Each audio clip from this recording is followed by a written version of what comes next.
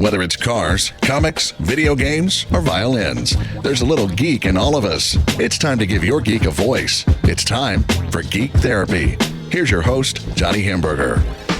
Welcome to Geek Therapy Radio. I am your host, Johnny Hamburger, your mental curator for this evening, this afternoon, this morning, whenever you're listening to the show. And if you're listening to it on romantic terrestrial radio, I thank you.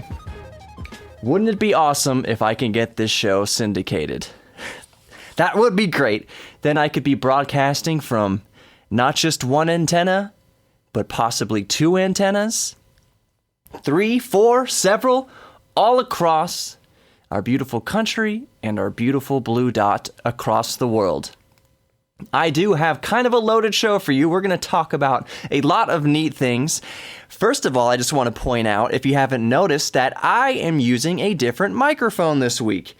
And if you're watching this video podcast on YouTube, you can see I am using the Samson Meteor. It's a USB microphone, and I'm recording it into my GPD Pocket Win.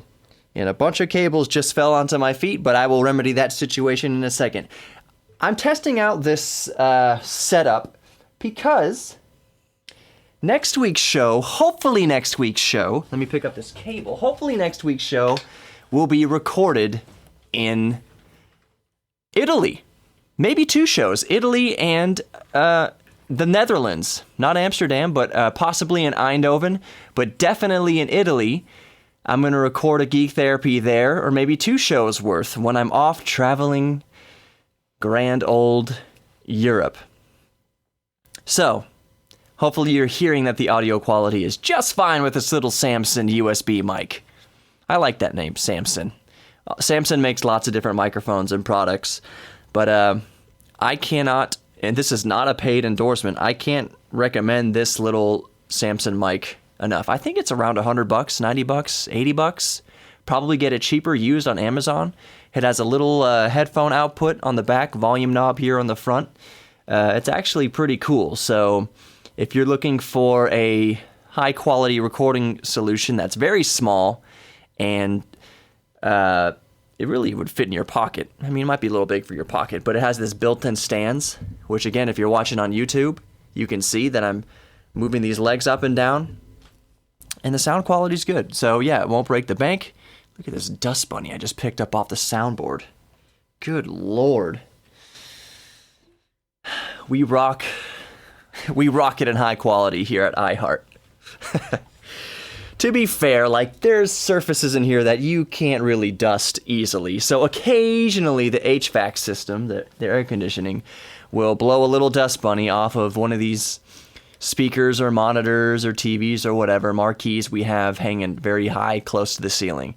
So we just let Mother Nature dust it. Although HVAC is not Mother Nature. I digress. I do have an actual real story to get to this first segment, which is kind of...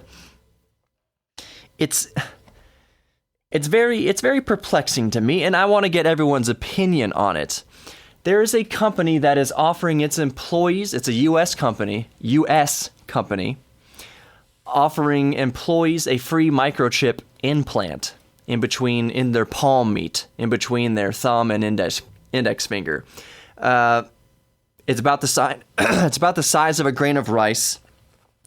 And what it does basically is, I'll show you my security access card I have here at iHeart. I can show it on screen. You're not going to be able to get any sort of information off of it on the internet or anything like that, or through the microphone.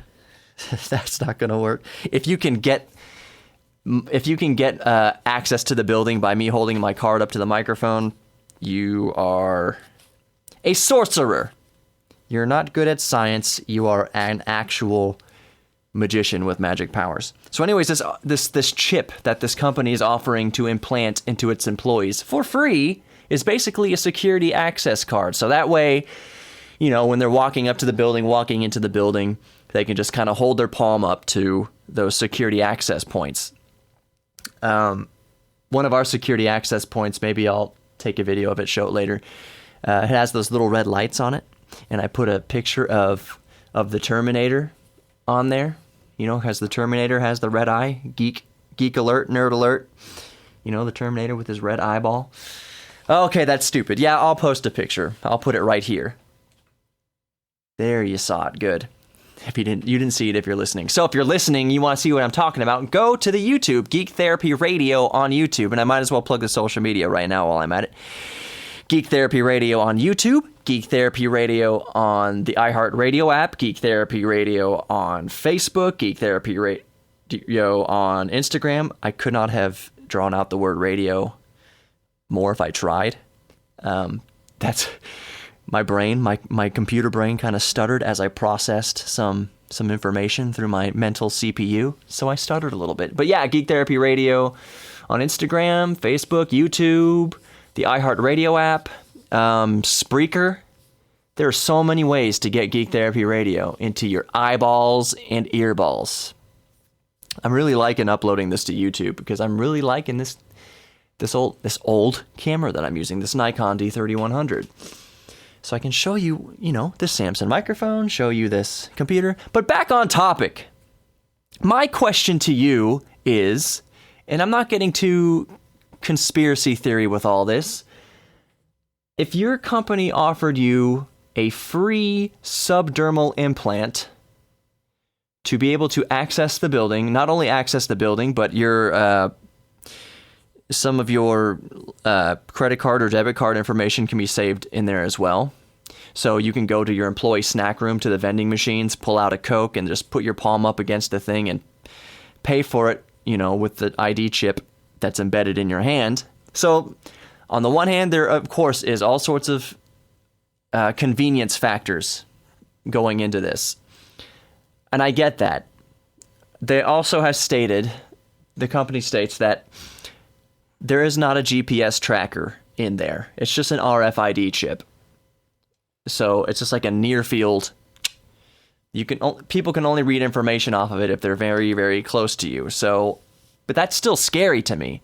My answer is no. Absolutely unequivocally, no. I would not allow somebody to implant any sort of ID chip into my skin. I will do it in my cat and my dog. They are animals. That's fine. If they get lost, they can do a scanner over their back or whatever, find the chip and find the owner. That's fine. That's fine. But there's an ethical, and depending on your religious beliefs, there are moral ramifications to getting your ID and all your information implanted into your skin. Here, on the religious note, I will say this, to kind of muddy the waters of ethics and morality when it comes to that, when it comes to, for instance, what the Bible says about the mark of the beast. You can pay for things with your fingerprints. You can access security. Some places you use your fingerprint to access, restricted areas. You use your fingerprints for all sorts of things. So the mark of the beast, quote unquote, may not necessarily be taking something engraved onto your body or taking an implant, as if we're biblically speaking. So that kind of blurs the line. But I think it is definitely going over the line in that context to have something implanted in you. There again, I pose this query.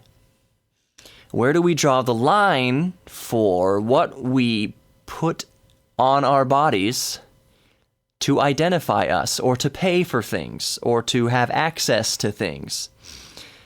I'm wearing a smartwatch, this old Pebble, which you can see in the video. This Pebble doesn't have a near-field communications. It has Bluetooth, but I can't store my credit card information, basically, on my Pebble. I can't store my identity on the Pebble. There are smartwatches, like my Samsung Gear S2, that does have near-field communication, that does have RFID, which you can put something called Samsung Pay on. It's the same as Apple Pay, the same as a Google Pay. Is Google Pay a thing? I think it is. You can put your important information onto that. Let's just use Android Pay or Samsung Pay, for instance. With that Samsung Gear S2, I can have all my credit card and debit card information in there, bank account information, and just tap my watch to a receptacle at the gas station and pay for something. Theoretically, I could go to the bank for a mortgage or a home loan or something like that and just touch my watch, boop, and have all my, money's information, financial information beamed to the bank or beamed to the loan institution. So what's really the difference between the watch I wear and the subdermal implant? Of course, the obvious answer is that it's a company, a corporation, God forbid, a government, implanting something physically into your body. And I keep looking over at my laptop screen here if you're watching the video because I'm seeing how much time left I have on the segment. So would you do that? Would you have an RFID with all of your life information implanted into your skin for the sake of convenience, for the sake of buying a Hershey bar or a soda? I, for one, would not. But I would. I say I would even though I haven't yet, and maybe not. But I would theoretically sign up for something like Samsung Pay that I would use on my Gear S2 if I was wearing my Gear S2. I wouldn't have such a problem paying with my smartwatch. The reason why I don't do that is a security risk. I've already had my credit and debit card information stolen many times, and that's another rant I'll go on real quick. Are these chips? Oh, I'm not going to show my information. Are these chips in your credit and debit cards? The theory was it's supposed to make things safer, more encrypted. But guess what? By my count, now there are 3 ways for a thief to get your information. There's the old-fashioned way. They can just read the number on the card. That's one. The other way is they can somehow get to your mag strip, the magnetic strip on the back of your card. That's 2. That used to be how it was done, is those 2 ways. Now, there's the third way, the chip and RFID. So what if your card has all 4? What if your card has the chip, RFID? Those are just more ways for people to steal your information. And again, I'm not being a conspiracy theorist. This is just real. This is just real things that happen. I remember within a month of getting my new card with a chip and looking at it, this is dumb. This chip is stupid. I got my identity stolen. Some big spender went to the dollar store and to Schlitterbahn and to the strip club. Big spender with my money. He stole information from my debit card that was supposed to be more secure thanks to the chip. Well, now it's not. And apparently lots of Europe is abandoning the chip now because of that reason. It didn't make anything safer. The chip doesn't hardly work ever. For that argument, my chip malfunctioned. When I got the new card with the new chip in it after my first one was stolen, that chip started malfunctioning within a couple months, and I had to start swiping it anyways after 3 tries. It is just frustrating. So no, I would not get an RFID implanted into my skin personally, but would you? Let me know. Go to Geek Therapy Radio on Facebook. That's the easiest way to talk to me is Geek Therapy Radio on Facebook. Go like the page. Go talk to me there. That's it for segment 1 of Geek Therapy Radio this week. I'm Johnny Hemberger, your mental curator. We will be right back for segment 2 after these brief messages.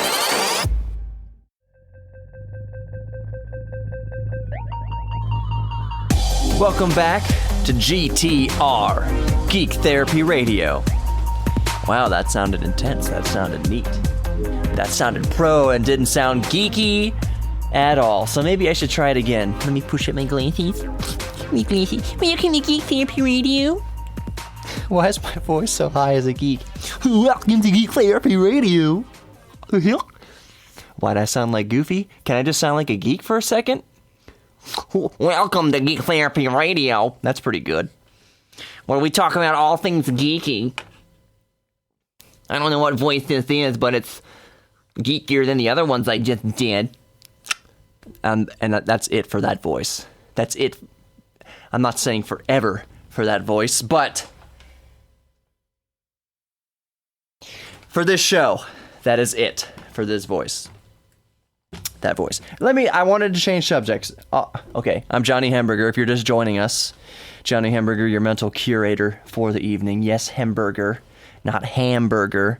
But you know what? I welcome it now. Actually, I take that back.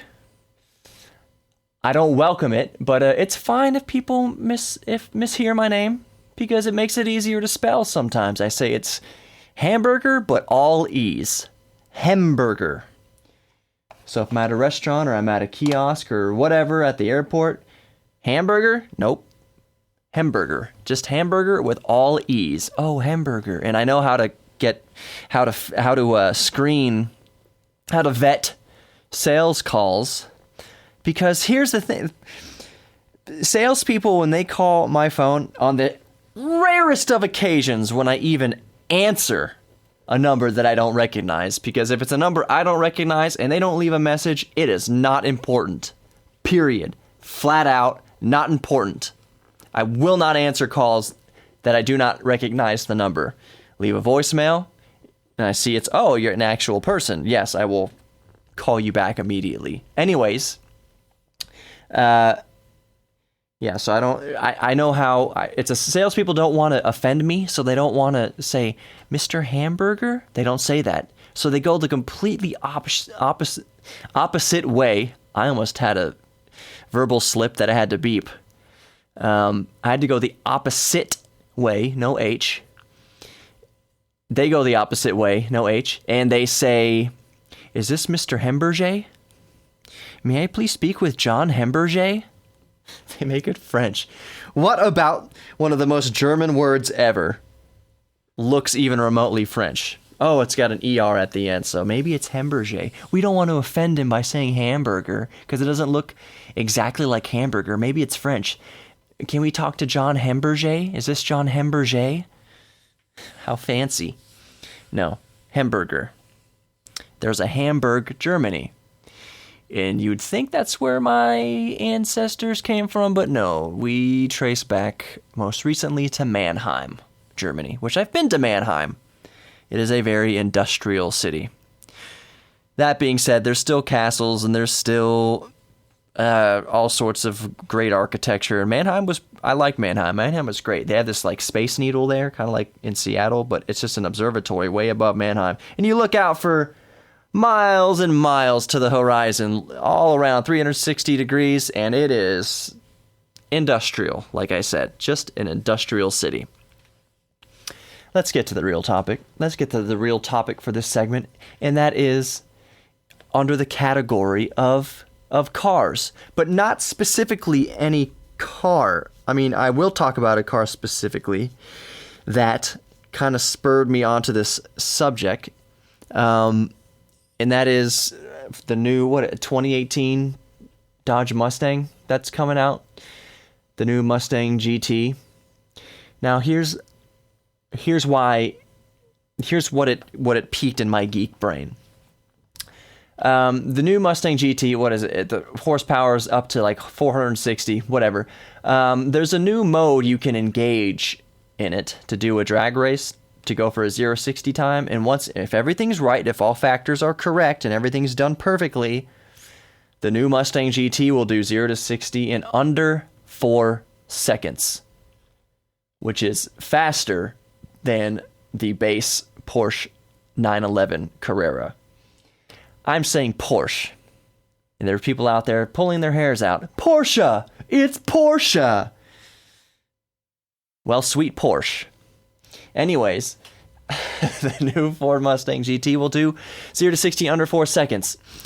That is with this setup. Needs to be automatic. 10-speed automatic. The 6-speed manual will be slower.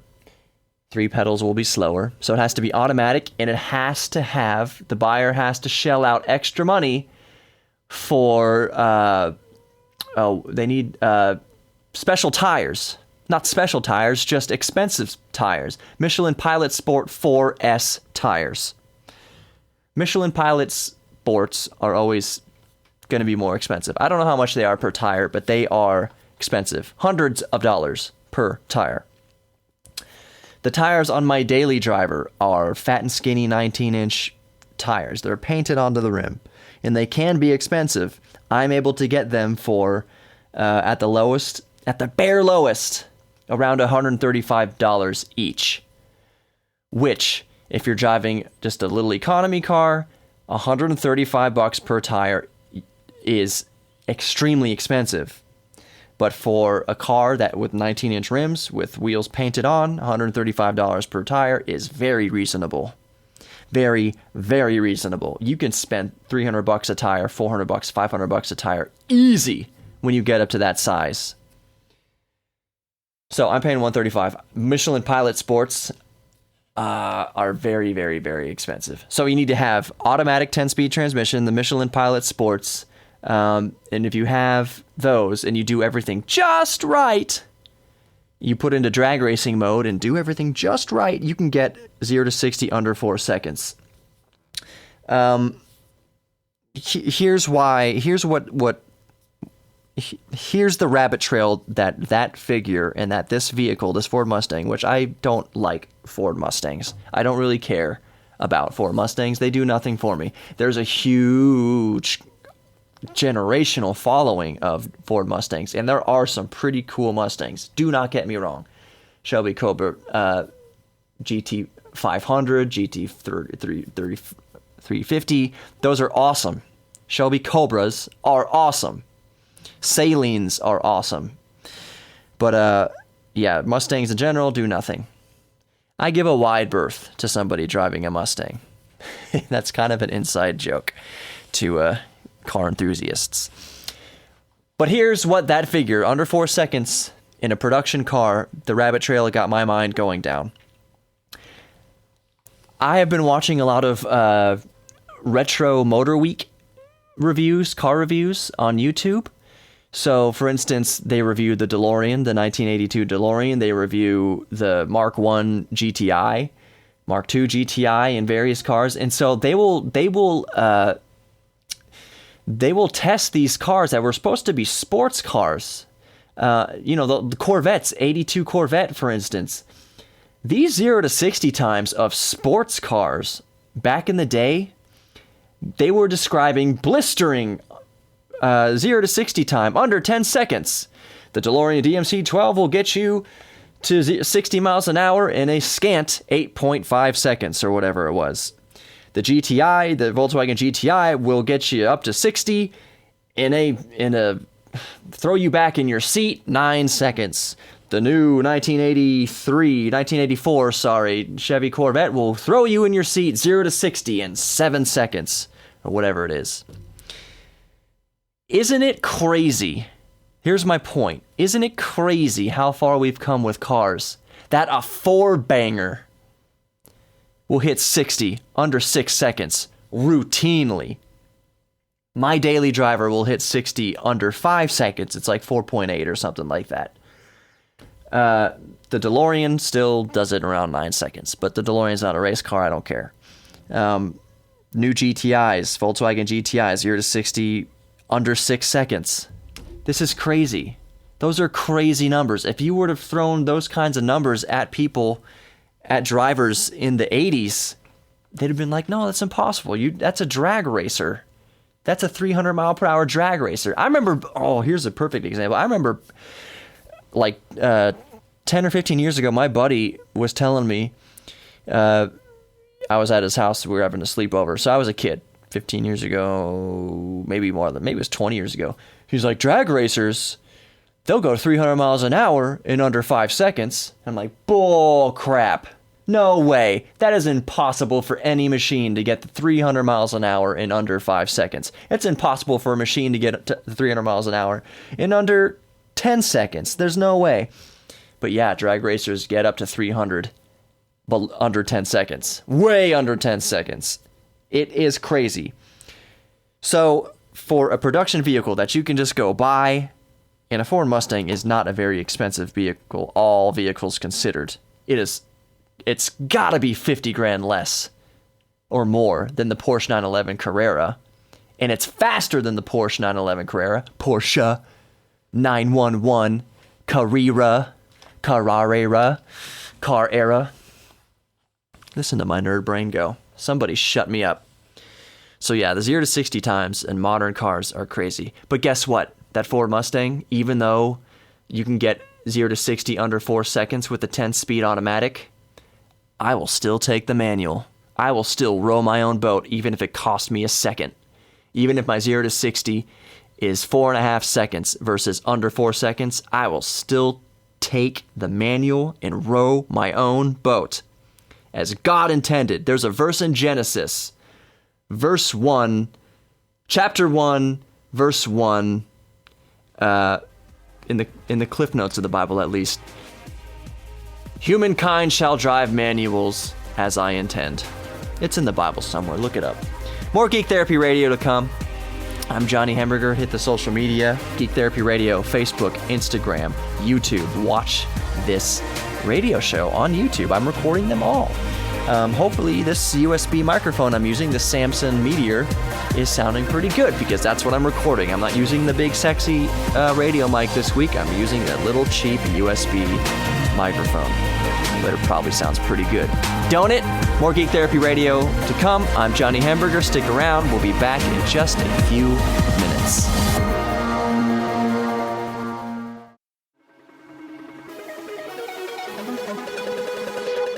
Welcome back to Geek Therapy Radio.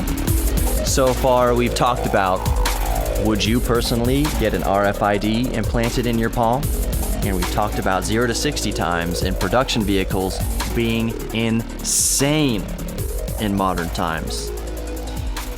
I'm Johnny Hamburger, your mental curator for the evening. Still, if you're just stumbling upon this awesome radio show, if I do say so myself, woo! Awesome radio show called Geek Therapy Radio, where we nerd out about anything geeky. The stars, not like celebrities. I could care less, unless they're doing something geeky.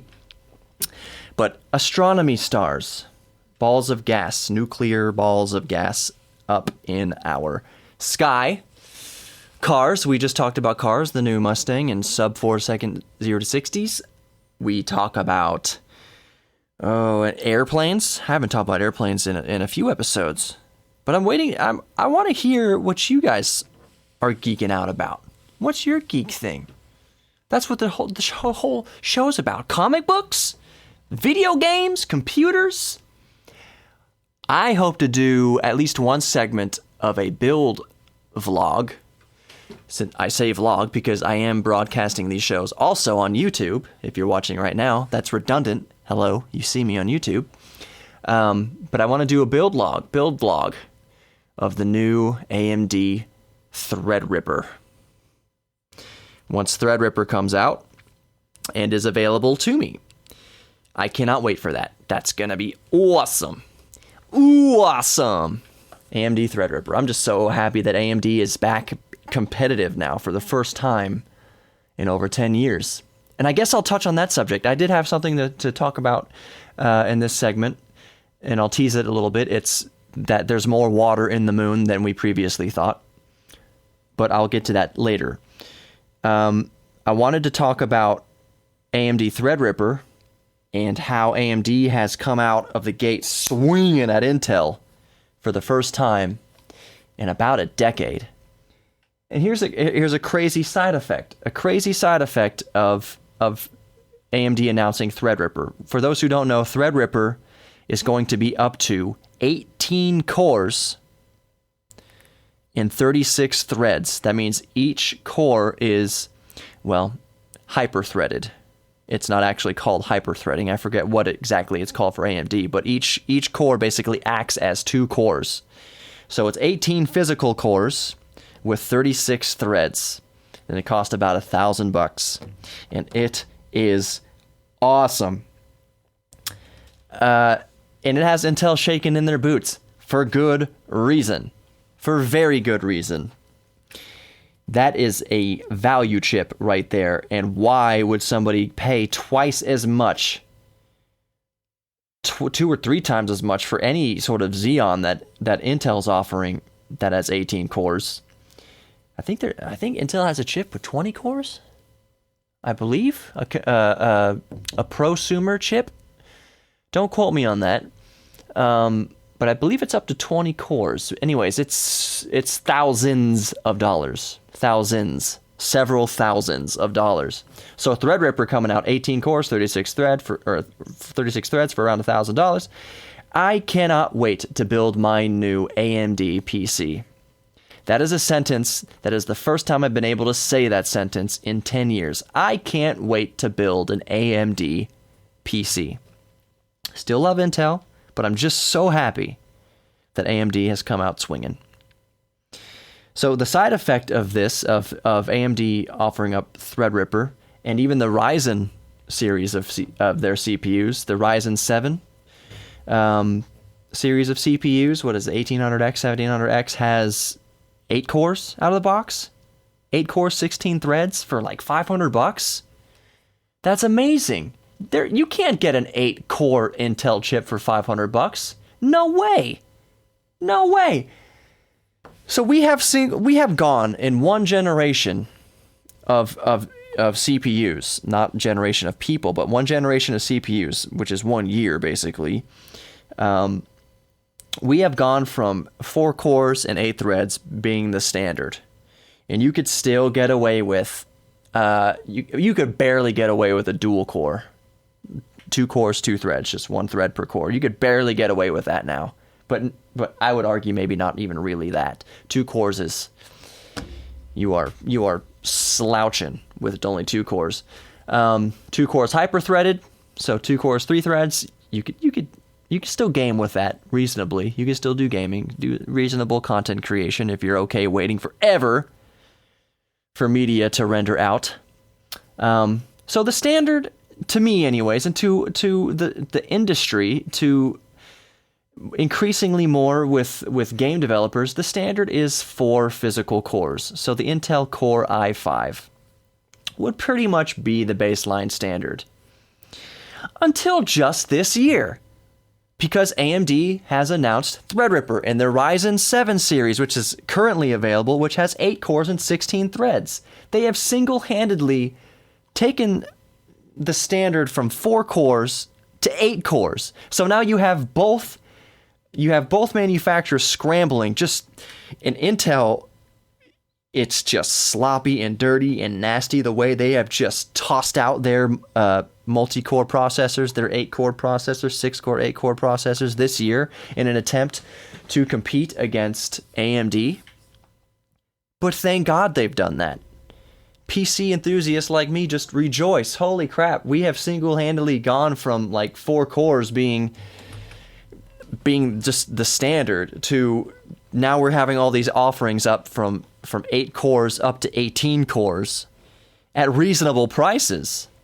Very reasonable prices. 8 cores and 16 threads for $500 is amazing. Is awesome. That chip right there, 1700X in the Ryzen 7, 5, and 3 series are the reason why why Intel has shaken in their boots and is hastily trying to make competitive chips for consumers, but they're not going to be able to.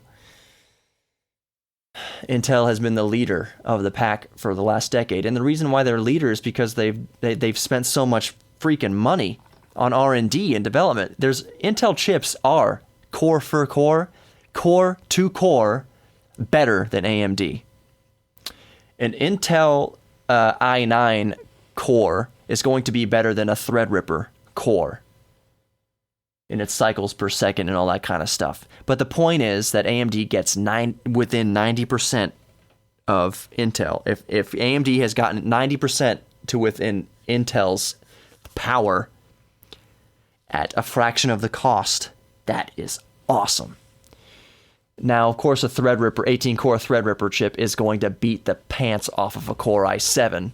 Of course it is. Even a 6-core or 6-core i7, a Threadripper with 18 cores is going to demolish But what a time to be a PC builder. Late 2017, early 2018 is just PC geek heaven. And on that note, we'll be back with more Geek Therapy Radio. I'm going to talk about how wet the moon actually is, how much water we now think is actually on the moon, because it's pretty cool. And it's way more than we previously thought. And we'll be back with more Geek Therapy Radio. I'm Johnny Hemberger. Stick around, just a few minutes. We will be right back.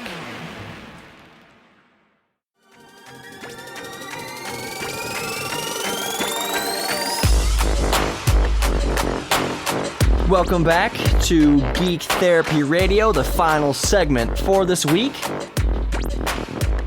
But is it really final? Because if you like it, you can just rewind it and listen to it again, unless you're listening to it only on the radio, and then you are SOL.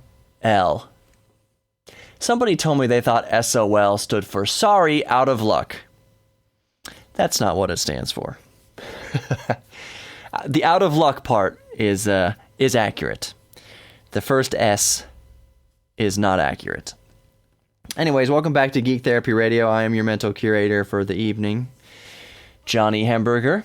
Visit Geek Therapy Radio on all the social media. Just look up Geek Therapy Radio on Facebook, Instagram, YouTube, where you're watching this radio show right now. If you're watching, the iHeartRadio app, Spreaker, iTunes. Basically, just Google Geek Therapy Radio, and it'll come up. And I'll do this. I hardly ever do the Twitter because I don't really use Twitter that much. I can see if someone's PM'd me or, retweeted me or something like that, but it's Geek Therapy KPRC on Twitter. So Geek Therapy KPRC. The reason why it's not Geek Therapy Radio on Twitter is that there's a limit to how many characters you can have in your screen name. So Geek Therapy KPRC fits. Geek Therapy Radio does not fit by like one letter. It's dumb. Come on, Twitter. Let me just have my full name on there, Geek Therapy Radio. Anyways, social media out of the way. Just Google Geek Therapy Radio. I'm everywhere. I said I was going to talk about the water on the moon and how the moon is wetter than we once thought. Back in the day, as of 2008, we thought that the moon was pretty parched. Naturally, thought that there wasn't much water. But when we brought samples back that we studied from the Apollo astronauts, we saw that there was water in these samples, trace amounts of water. And we just thought at the time that that was due to contamination on Earth, like condensation or whatever. But in 2008, we looked at those samples and discovered that there's the same water content on those moon rocks as there were in some basalts here on Earth, desert rocks here on Earth. So that's what tipped us off. Hey, there's a little bit of water on the moon. But now we've discovered by looking at and studying lava flows, hardened lava flows, that there is even more water in there. There's even more trace amounts of water in the lava flows. Lava comes out of the magma underneath the crust of the moon. So that means there must be water in there. Now, it begs the question. Actually, it's not really important. Like if we got to the moon and there's lots of water, you know what you can make with water? Rocket fuel. When rockets combust their fuel, what's coming out of the rocket engines is not exhaust. It's not like the same exhaust that comes out of our tailpipes it's not even the same that comes out of our human tailpipes. It's not the same that comes out of our vehicles, our cars' tailpipes by burning fossil fuel, by burning gasoline or diesel. No. What all that stuff you see coming out of a rocket's engine is steam. Mostly steam from combining hydrogen and oxygen. It's steam. And those blast-offs put out so much steam that they create clouds, and those clouds actually rain. It's the coolest thing in the world.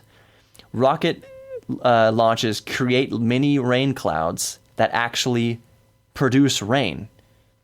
Like the clouds go up and it rains on, towns nearby or areas nearby. The launch pad. Isn't that amazing? That's awesome. So anyways, why that's important? Why you can make rocket fuel from water. So I've always been a proponent that if we want to make regular missions to Mars, we need to have a base set up on the moon. So if there's enough water that we can get out of the moon to make rocket fuel,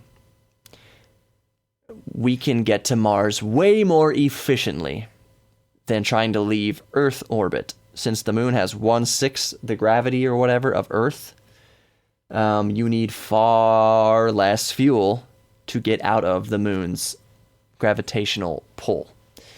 So if there's water there, hooray, we can make rocket fuel and use the moon as a base to get to Mars or any other interplanetary travels. So that's very interesting. And on another astronomy note, will someone look up rocket fuel? I don't have it right here in front of me, but I think it's used by combining oxygen and hydrogen. I think. Do not quote me on that, but I believe that's how it is. Anyways, it is water vapor coming out a rocket engine. And if I'm wrong on that, light me up. Light me up, but I'm 99% positive. So another note in astronomy, and this is kind of a cool product that's coming out. It's a crowd funded, not crown funded. This is the United States, baby. It's a crowd funded project for a little 4.5-inch telescope, which I have a 4.5-inch telescope that I basically just keep in the trunk of my car. It's great for seeing, the 4 brightest planets, including Earth. Just aim it down. It's good for seeing stuff like that. The moon. You can see the moons of Jupiter with it. It's pretty cool. But 4.5 inches, you can see some galaxies. You can see Andromeda, some nebula. You can see the Orion Nebula for sure with a 4.5-inch telescope. So it's good just to keep in your car for quick little astronomy nerd sessions. But this little 4.5, it's called the EV scope, and basically it's going to. I'll just cut to the chase with why this scope is going to be so cool. It's an electronic telescope. It has a motor in it, which means that all you basically have to do, and I assume you're just going to be able to do this through your phone, basically say, I want to look at this object. I want to look at the Messier object 31. You just type that in your phone or select it, boop, in the telescope, will go right to that Messier object. But what's cool about this is there's a mode on it called campaign mode. So, conceivably, you could have thousands, perhaps millions of owners of this telescope focus onto the same thing. Basically, you know how you game online, play online games with multiplayer games with people from all over the world? Instead of playing a video game, you're actually aiming your telescopes at the same thing. And this is interesting because what the plan is for this, the interesting thing about this is that, among other things, it can be used for detection of dangerous asteroids. You can tell more, you can triangulate better. Let's say there's one person who has this telescope in Los Angeles and there's another person who has this telescope in New York. All you need is those two people aimed at this same suspected asteroid, and then you can triangulate. And when you triangulate, you can get all sorts. You can get the velocity, you can get the direction, you can get the arc, you can get all sorts of things by triangulating it. So that's just using two people to triangulate. Triangulate means there's two bases of the triangle plus the third one, the asteroid. That's the triangle. Now imagine if you have thousands of scopes aimed at the same object. How efficient and how accurate that triangulation with thousands of data points, how accurate that's going to be for detection of asteroids, of dangerous asteroids. That's cool. Another cool thing is getting, to me, thinking about, the guy in New York and the guy in LA pointing their telescope at the moon and getting slightly different angles on the moon, slightly. So you could be zoomed into a mountain on the moon, and if you had those slightly, like, the moon is so far away, the degree of variation between New York, telescope in New York and Los Angeles isn't going to be that great. But if you could still kind of A-B those two shots at the exact moment in time and kind of see like that mountain on the moon in just the slightest of different aspect viewpoints, possibly even make a 3D image of it, real-time 3D. That's awesome! Holy crap, I just thought about that. Some guy in New York, some guy in Los Angeles, aimed at the moon. You're both wearing you have your cell phones with the 3D, the VR, virtual reality enabled, and you're looking at that stereoscopic image of the moon, zoomed in on that mountain. Wow, you're seeing the moon 3D real-time, like up close. Wouldn't that be amazing? And on that note, that's all the time we have for this week's Geek Therapy Radio. Thank you so much for listening. I hope it was enjoyable. While you're listening to this, I am on the other side of the planet. I am in Italy or the Netherlands. Well, we're going both places. But I hope to record one, if not two shows from the Netherlands and from Italy. So that'll be very cool. I'm going to bring my camera.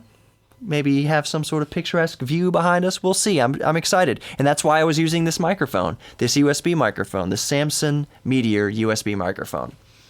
Because that's what I'm going to be recording with when I go to Europe. So hopefully this sounded good. I bet you it did. If you came in halfway through the show, you probably didn't even know I was using, if you're listening on the radio or the audio podcast, you probably didn't know I was using a USB microphone and not our big sexy radio microphone, which I'll go back to when I get back from Europe drinking wine. I'm going to get drunk every day. Wait, did I just say that? I am going to be classy and sophisticated every day. There's no way I'm going to record GTR under the influence. Do not drink in radio. It's just dangerous. I may or may not have just winked. I guess you'll just have to go on YouTube and figure it out. Seriously, don't drink and drive. Like, honestly, don't do it. It's stupid. So many people die for that's such an avoidable reason. Love yourself, love others. I want all my geeks out there to love one another. Look out for yourself. Look out for your fellow geeks. And just geek out about something this week. Find something and just geek out about it. Take 10 minutes, even 5 minutes this week for your geek thing. Indulge in it. Indulge in making yourself better, happier, more connected with the world around you, more connected with others. Just be good to each other. I love you, my geeks. I'm Johnny Hemberger. I was your mental curator for the evening. You've been listening to Geek Therapy Radio, GTR, Geek Therapy Radio on all the social media. Go hit it up. Go talk to me on Facebook. That's the easiest way. I love all of you. I will see you on the flip side. Have a good night. Johnny Hemberger for GTR, over and out.